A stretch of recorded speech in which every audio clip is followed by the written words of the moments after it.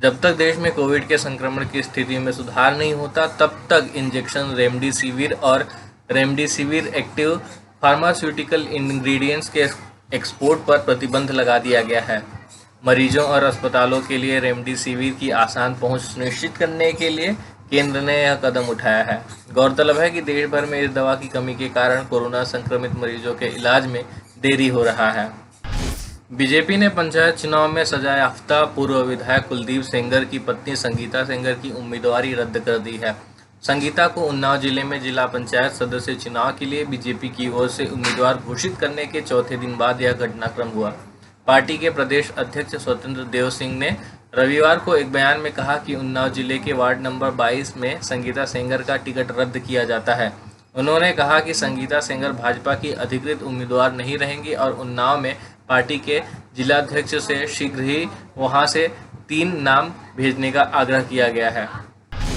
कांग्रेस महासचिव प्रियंका गांधी वाड्रा ने केंद्रीय शिक्षा मंत्री रमेश पोखरियाल निशंक से कक्षा 10वीं और 12वीं के सीबीएसई स्कूल के छात्रों की बोर्ड परीक्षाओं पर फिर से विचार करने का आग्रह किया है, क्योंकि देश में रोजाना नए कोविड मामलों की संख्या 1.5 लाख से अधिक है।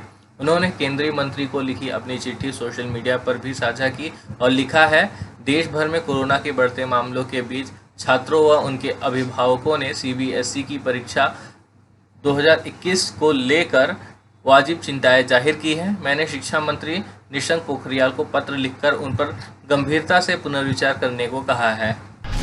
शिवसेना के वरिष्ठ नेता संजय राउत ने महाराष्ट्र में बढ़ते कोरोना वायरस संक्रमण के मामलों के मद्देनजर बड़े आर्थिक नुकसान के बावजूद लॉकडाउन लगाने का समर्थन किया है।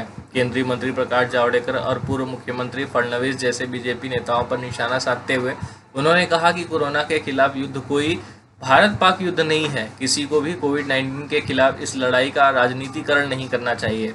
उन्होंने कहा कि दिल्ली में बैठकर प्रकाश जावड़ेकर को लेक्चर नहीं देना चाहिए, उन्हें यहां आना चाहिए और देखना चाहिए। उनका राज्य से भी कनेक्शन है, किसी को भी इसका राजनीतिकरण नहीं करना चाहिए। केंद्रीय स्वास्थ्य सचिव ने महाराष्ट्र, छत्तीसगढ़ और पंजाब को चिट्ठी लिखी है। जिलों में तैनात सेंट्रल टीम के मूल्यांकन के आधार पर यह पत्र लिखा गया है। केंद्र सरकार ने corona virus testing, contact tracing, containment operation, hospital infrastructure की उपलब्धता को लेकर कमियों पर सवाल खड़े किए हैं। इन 3 राज्यों के अलग अलग जिलों में समस्याएं अलग अलग हैं। कहीं सवाल कंटेनमेंट जोन को लेकर है तो कहीं टेस्टिंग को लेकर, या फिर कहीं अस्पताल के इंफ्रास्ट्रक्चर को लेकर सवाल खड़े किए गए हैं।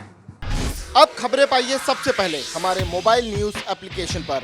एंड्रॉइड या iOS प्लेटफॉर्म पर जाइए, HW न्यूज नेटवर्क को सर्च कीजिए, डाउनलोड कीजिए और अपनी सुविधानुसार भाषा का चयन कीजिए। खबरों की भीड़ में अपने काम की खबर पाते रहिए।